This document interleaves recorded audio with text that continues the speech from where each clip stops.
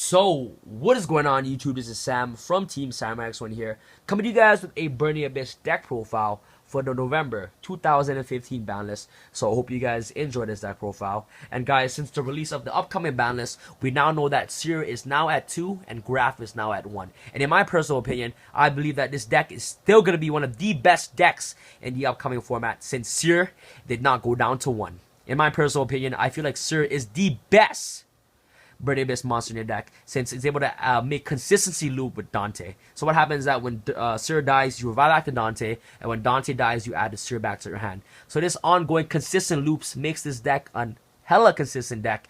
So I'm really happy that Seer did not go down to 1. Guys, since Necroz is out of the picture, we can move away from playing the heavy trap-based builds with backjacks and move on into playing a more heavy-based builds. And since Graph is now at 1, we have to move on from playing, of course, again, the very heavy trap-based builds and the backjack builds into a more of a heavy-based builds and playing more different types of Burning Abyss monster to balance out and to make this deck hella consistent in replacement of Graphs. So I hope you guys enjoy this deck profile. And before I get started again, I just want to give a huge shout out to Jesse Kotton for giving me some amazing ideas to play in this deck. Jesse Kotton is from Game Nation, and if you guys do not know who Jesse is, Jesse came 3rd place at YCS Toronto. So shout outs to Jesse and also shout outs to Game Nation. And okay, again, guys, shout outs to Jesse for giving me amazing ideas and amazing tips and tricks on some of the different cards that I can play in this deck. So again, Jesse, thank you so much for giving me some of your amazing techs and amazing ideas on some cards to play in this deck in replacement of Graphs to make this deck hella consistent. This deck is absolutely amazing, guys. Trust me, if you guys do not believe me how good this deck is, you guys should definitely take this deck and test it out for yourselves. This deck is absolutely disgusting. This deck still does what it does best. It grinds very well. It fire lakes people like crazy. Traveler is such an amazing card. Good and Evil is such an amazing card. You guys do not know how good and Evil is. So again, guys, this deck is absolutely amazing. And again, guys, a huge shout out to Jesse from Game Nation. If you guys ever want to talk to Jesse, I will leave Game Nation's Facebook down in the comment section, down in the description box below. So if you guys want to check out Jesse and message him and things like that, you guys good. So again, shout outs to Game Nation and shout outs to Jesse for helping me build this deck. So without further ado, let's get on into the deck profile. Start up with the monsters. You play, of course, 2 Seer, the best Burning Abyss monster in the deck. I'm very happy that Seer did not go down to 1. So double Seer, 1 Graph, very self-explanatory. Triple Skarm, double Rubik. Going to Virgil is very important. Virgil is one of the best Burning Abyss monsters in the deck as well. Well, in the extra deck per se. So Rubik is really good. And of course, he's a 2100 wall, and he's essentially a free summon in the deck. So double Rubik is really good. And he also helps you go into Virgil. So Rubik is absolutely amazing. Next, you play, of course, double Farfa. I love playing 2 Farfas. I feel like Farfa is absolutely amazing as well. Farfa is able to banish monsters that your opponent controls, and basically helps you open up into more of a. It helps you open up into more of an OTK. So that's what I like about Farfa. So Farfa is absolutely amazing for that aspect. And of course, you play 1 Libic since you play Mathematician in the deck. And Libic basically, so if you open up with a Mathematician and another Burning Abyss monster in your hand, you can essentially go first on Dante by setting Libic to the graveyard with Mathematicians. So that's why Libic is really good. So he basically, adds more pressure by summoning monsters from your hand. So Libic is absolutely amazing. 1 Dragig, helps you stack Seer and helps you stack Graphs. So that's what I like about Libic. Not Libic, Dragig. 1 Alec. Alec's absolutely amazing. Be able to negate your opponent's monster effects, and of course, essentially negate your own Acid Golem is very good. So 1 Alec. 1 Barbar. Barbar wins you games. Shout outs to Anthony. Barbar swag for life. Barbar is absolutely amazing. You play 1 Barbar. This card is so good. Most of the time, when you already push enough damage on board, you happen to have a attach Barbar to Dante. Just activate Dante's effect and just go 900 for game. Barbar is absolutely amazing. And of course, he's the biggest Burning Abyss monster in the deck, since of course he has 1700 attack. So Barbar is very good. For other names, you play, of course, 1 Calcab. Calcab is absolutely amazing against the Magic Spectre matchup, where it's able to bounce back your opponent's set back rolls to their hand. So Calcab is very good in that aspect. So 1 Calcab. And of course, last but not least, to round off our Burning Abyss monster, you play triple Kagna, Malabranch of the Burning Abyss. So basically, Kagna replaces the Graphs. Kagna is absolutely amazing. And I'll show you guys why he's amazing later on as I progress through the the trap lineup and through the spell lineup, and I'll show you why Kagna is very, very good. Basically, you want to see Kagna every turn. You want to dump your Traveler to the grave as much as possible, since Traveler is one of the key cards in this deck. So Kagna is very, very, very good for that. It adds consistency into the deck, and it basically raises this deck's consistency potential to the max in replacement of Graphs. If you guys do not believe me how great Kagna is just so good. You know, he sends basically good and evil to the graveyard. Good and evil is basically a main phase searcher Skarm. So basically, good and evil is such a disgusting card. It can send Terminus to the graveyard. Basically boosts your Dante up by 800. It sends, of course, Traveler to the graveyard. It sends Fireleaks to the graveyard. So he's essentially a quick searcher for your spawn trap cards in the deck. So that's why I like about Kagna. So Kagna is absolutely amazing. So basically, Kagna sending good and evil to the graveyard, and good and evil searching a card basically adds more consistency in your hand, and of course helps you open up into more of a consistent build, and of course, and it helps you potentially OTK your opponent by adding Travelers from your graveyard and adding Fireleaks from your graveyard to your hand. So Kagna is really good in that aspect. If you guys don't believe me how great Kagna is, you guys can definitely test out Triple Kagna for yourself. So that's pretty much it to round off our monster lineup. Trust me guys, Triple Kagna is absolutely amazing in the deck. After our non-Burning Abyss monster, you play of course the 1 Tour Guide, 1 Mathematician, Triple Maxi. Maxi is definitely needed in this deck. It basically helps you deck cards, it helps you draw into your Burning Abyss monster, and of course it stops your opponent from from overextending. So Maxi just really good for that. And of course guys, most people take the Maxi challenge. I'm telling you right now, if you're playing against Burning Abyss, never take the Maxi challenge, because if you do, you're just gonna end up losing. So Triple Maxi is really important, and Mathematician is really good because it's able to send your Skarms to the grave, sends your Libic to the grave. So Mathematician is absolutely amazing. And of course, when Mathematician happens to die, you draw a card. So really good. Last but not least, this might sound crazy, but of course, double Majesty's Fiend, and of course, 1 Blackness Soldier in for the beginning. These cards are absolutely amazing. Blackness Soldier actually wins you games. If you top deck into a BLS, you literally just win the game while you have like 3 Dantes on board. And Majesty's Fiend is such a blowout card against Cosmo. So basically, you have already a built-in Cosmo hate already, since Majesty's Fiend is absolutely amazing. So I love main decking the Majesty's Fiend. Shoutouts to, of course, Jesse for giving me the idea to main deck Majesty's Fiend. This card is absolutely amazing. It's an amazing blowout card against Cosmo, since Cosmo is going to be one of the best decks in the upcoming format. So basically, you main deck the hate for Cosmo, and if you guys do not believe me how good Majesty Fiend is in the deck, you guys should definitely play it. And the BLS literally wins you game. It's a free 3k beater on board, and of course, guys, your banished fodder for BLS is of course Majesty's Fiend, or of course a Dante. But you know what? You wouldn't want to banish your Dante unless you know you have game. So BLS is really good in that aspect. So that's pretty much it for our monsters. Now off to our spells. Play, of course, Good and Evil. This card is absolutely busted. You guys do not play the Ritual, by the way, guys. You just use Good and Evil for the second effect. Basically, you search up any Burning Abyss monster from your deck to your hand. No, any Burning Abyss card from your deck to your hand. So Good and Evil is absolutely amazing. So 1 Good and Evil. 1, the Terminus of the Burning Abyss. Terminus is disgusting. Pilgrim is so good.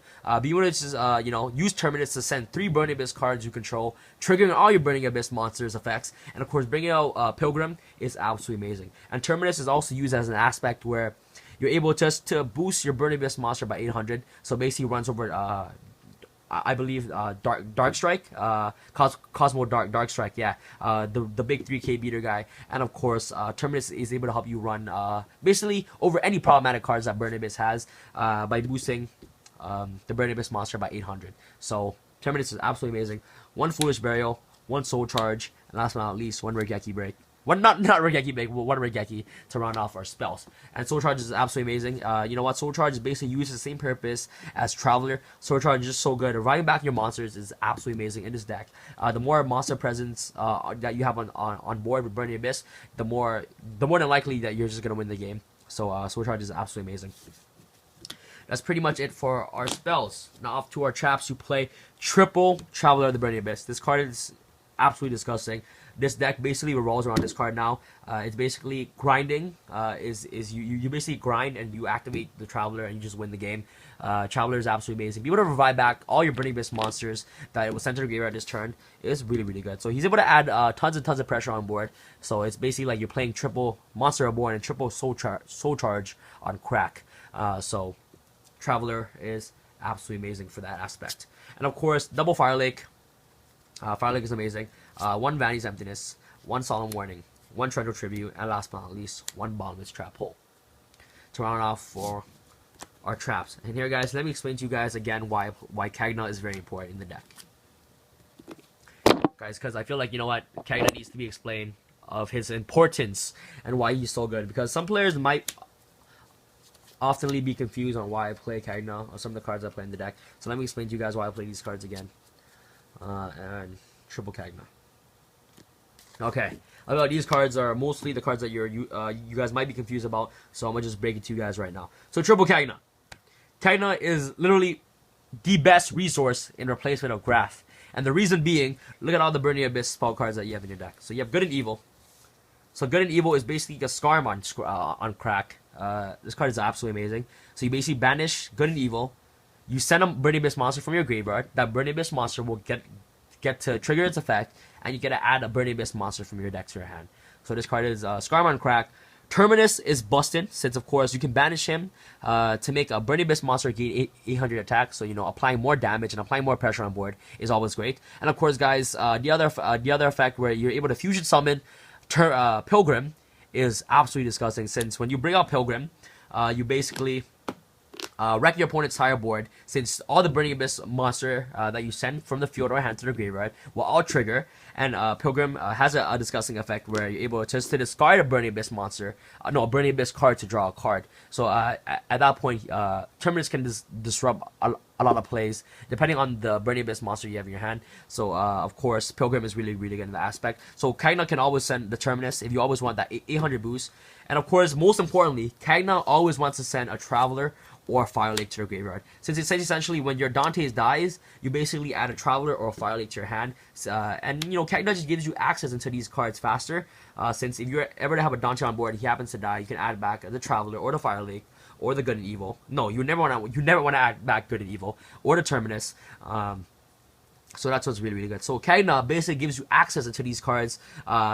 These cards very, very fast if Dante were to ever die. So Traveler is really, really important in this deck. And of course, guys, more than likely every single turn you're just gonna go Dante. So whenever your Dante dies, you add these cards back to your hand. And the way that you get access into these cards faster rather than drawing it is of course with Kagna. Since Kagna, when he goes to graveyard, he basically adds these cards to your he basically essentially adds to your hand, since of course when Dante goes to graveyard, he adds to your hand. So I hope you guys understand what I'm trying to say, since of course when you send this to the graveyard, Dante dies, you add one of these cards back to your hand. So Kagna is really, really good in that purpose. And you always want to see Kagna in your hand, since he's the consistency replacement for Graphs. So Kagna is absolutely amazing in that aspect, since he's able to basically search out these cards. So it's really, really good. And most importantly, search out Traveler and of course Good and Evil, since Good and Evil is basically the Skarm on crack. So I hope you guys understood my explanations. If you guys don't understand, feel free to message me on Facebook, and I'll try to explain to you guys as thoroughly as possible. So that's the reason why I play triple Kagna, and Jesse is the amazing player that gave me the idea of playing triple Kagna in replacement of course, playing the Graphs. So Kagna is absolutely amazing. Trust me, guys. When I found out that when he showed me that, Sam, you should play triple Kagna, I was like, what? Triple Kagna? Why? Kagna sucks. But he's like, no, it doesn't. Traveler is the best card in the deck, like one of the best trap cards in the deck. So you want to get access into Traveler as much as possible, since literally Traveler helps you beat Cosmos. If you guys were to think about it, Traveler and grinding with F0 and things like that helps you beat Cosmos. So Traveler is absolutely amazing. So yeah, that's pretty much it. Why I play Kagna. Hope you guys understand that. Majesty's Fiend. Majesty's Fiend is absolutely amazing. You can easily summon Majesty's Fiend in the deck, since of course you special summon a Burning Abyss monster, you tribute Majesty's Fiend. What can Cosmos do against Majesty's Fiend? You guys know what they can do against Majesty's Fiend? Majesty's Fiend, other than Dark Hole or Regeki, please feel free to tell me what Cosmos can do to beat this card. Basically, Cosmos requires them to activate effects for them to be able to bring out their ships. So Majesty's Fiend basically says no. to Cosmos. So Majesty's Fiend is absolutely amazing for that aspect. And if you were to ever to mill Majesty's Fiend, you have target for, of course, Back to the Soldier and Void the Beginning. This card is absolutely a blowout card. This card is so good. You basically summon him, you win the game, you banish cards on board, you apply more pressure on board. So BLS is absolutely amazing in that aspect. So yeah, guys. So Majesty's Fiend is really, really important. So yeah, double Majesty's Fiend in the deck. Trust me, guys. Just trust me. Trust Jesse. Trust Jesse. Trust me, guys. It's really, really good. Now off to our traps. Yeah, I already showed you guys my traps. So that's pretty much it for our main deck. We do play a 40 card main deck. So 40 cards in the main deck. Now off to our side deck. Side deck, guys, is always up to personal preference, but it's what I have so far for the upcoming meta. Of course, one Vandy's Feed, triple Flying Sea for the mirror match. Flying Sea is absolutely amazing. Double Debunk, screw you Cosmos. Double Light Imprisoning Mirror, screw you Cosmos. Triple MST for the Magic Spectre matchup. Magic Spectre worst weakness is, of course, hitting their scales and changing their types.